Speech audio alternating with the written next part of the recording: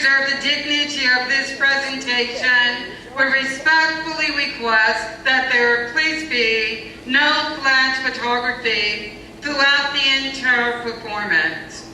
And now we promptly present to you the Hall of Presidents.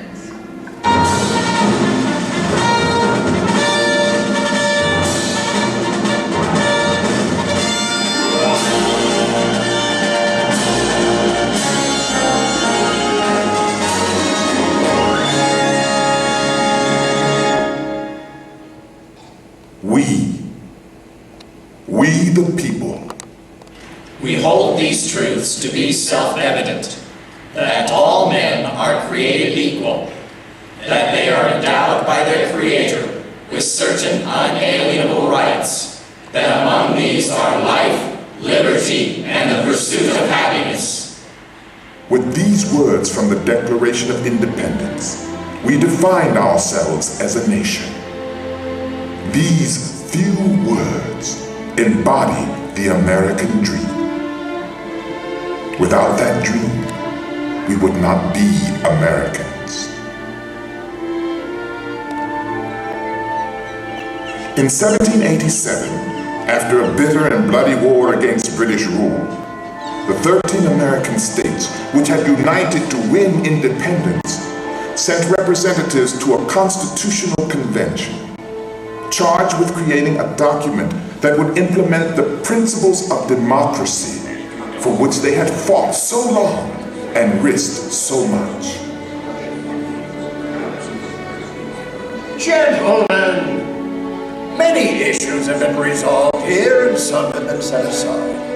Yet can we not agree that these constitutional liberties must extend to those Americans purchased and raised as slaves? If this convention fails to insert some security to the southern states against an emancipation of slaves, we can never receive the plan. My good countrymen, the warmest friends this Constitution has do not contend that it is free from imperfections. But there is a constitutional door open for change. I think the people can decide on the alterations and amendments, which time may prove necessary. General Washington, sir. Mr. Franklin. Fellow delegates, I cannot help expressing a wish that every member of this convention who may still have objections to it would, with me, doubt a little of his own infallibility and put his name to this instrument.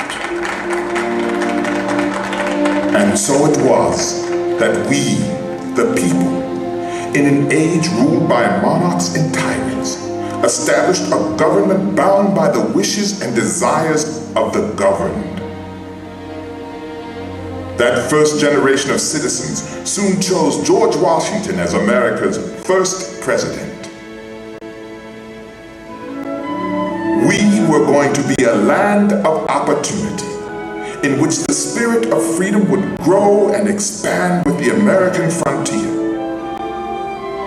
Yet planted in our path, every step of the way, were the seeds of unresolved conflict. The federal government's tariff is hereby declared null, void, and no law in the state of South Carolina. We must protect our right to slaves. You're darn right. If we do not stop such intrusion, federal laws will one day extend to all trade in the South. Keep up the Yankees! But Americans have always had a gift for summoning leaders equal to the deadliest crisis. And one of them was President Andrew Jackson. Brilliant, rough-hewn, courageous. There's nothing I shudder at more than the idea of separation of this union. I tell you, if a single drop of blood be shed in defiance of the laws of the United States, I will hang the first to the first tree I can find. In the end, the conflict would not be averted by words, by threats, by compromise, or by laws, though many good men and women struggled to settle it in those ways. One of them was a humble, plain-spoken citizen, a self-taught lawyer named Abraham Lincoln. I tell you that this doctrine of Lincoln's declaring that all men are made equal by the Declaration of Independence and by divine providence is a monstrous heresy. He's a know-nothing, you tell. My fellow citizens, I believe this government cannot endure permanently half slave and half free. A house divided against itself cannot stand. That's what you think, young drink of water? Yes, my friend, that's what I think. If you have listened to suggestions to believe that all men are not created equal, let me entreat you to come back. If the Declaration of Independence is not the truth, let us get the statute book in which we find it and tear it out. Who is so bold to do it? No one, I won't. If it is not true, let us tear it out. Well, let us stick to it then. Let us stand firmly by it. Abraham Lincoln lost that election in 1858, but in losing, he won. For the people did not forget this impassioned man from the prairie who could not bring himself to violate the essential justice of the American dream. 2 years later, they sent him to the White House. By then, the time for reasonable words had passed. I know there is a God and that he hates injustice and slavery. I see the storm coming. I know his hand is in it. We Americans had given Lincoln the hardest task any American president would ever face. When our nation was formed, we had slaves among us. Yet that does not destroy the principle that is the charter of our liberties. Now is the time for decision, for firm, persistent, resolute action. I shall act as I deem best calculated to make America a union of hearts and hands as well as states. I wish to do justice to all.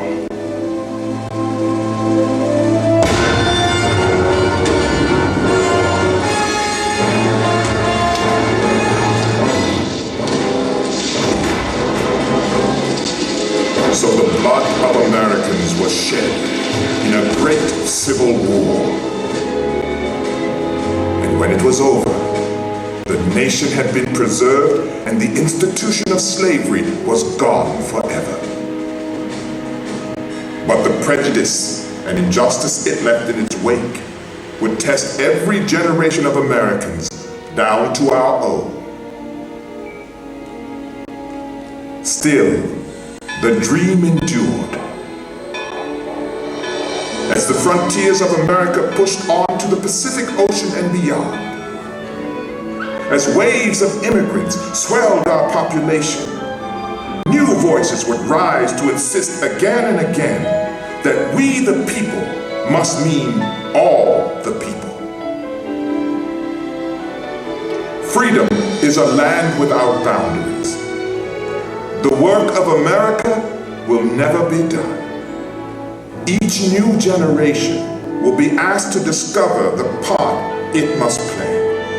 And each new generation will leave unfinished tasks for the generations that follow.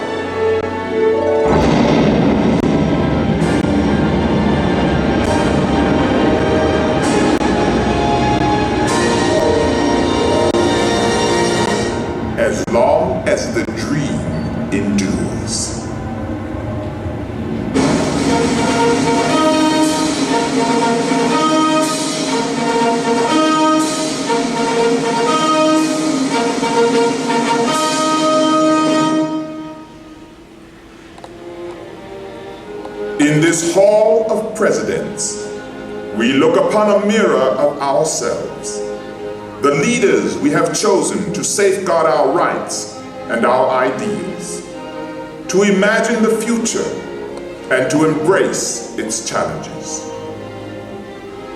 Ladies and gentlemen, the Presidents of the United States. George Washington, John Adams, Thomas Jefferson, James Madison, James Monroe, John Quincy Adams, Andrew Jackson,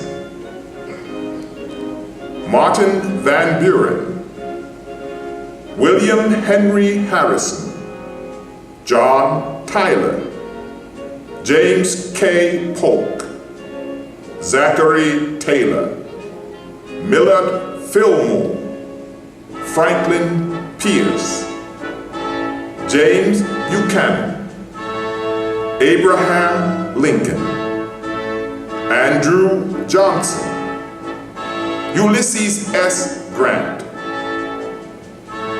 Rutherford B. Hayes, James A. Garfield, Chester A. Arthur, Grover Cleveland, Benjamin Harrison, William McKinley, Theodore Roosevelt, William H. Taft, Woodrow Wilson, Warren G. Harding, Calvin Coolidge, Herbert Hoover, Franklin D. Roosevelt, Harry S. Truman, Dwight D. Eisenhower, John F. Kennedy, Lyndon B. Johnson, Richard M. Nixon, Gerald R. Ford, Jimmy Carter, Ronald Reagan, George Bush, Bill Clinton, and the current President of the United States, George W. Bush. My fellow Americans, when we look back on the history of this country, we see a record of almost unbelievable energy, sacrifice, hard work, of impossible dreams that our ancestors dreamed and made real. We see injustice, too, that weighs on our hearts even today. But for every injustice, there has always been a voice crying out to right it, and America has always listened to those voices. We are listening today. And perhaps it falls to us, to this first generation of the 21st century Americans, to say once and for all that no child, no race, no creed, no ethnic community will ever again be left out of the American dream. Through education, through the opportunity to work, and to enjoy the fruits of that work, we can open every closed door, expand the horizons of all Americans. Again and again, we return to the same simple principles: freedom, equality, the freedom to create, to prosper, to dream, equality before the law, in the workplace, in the chance for a better life.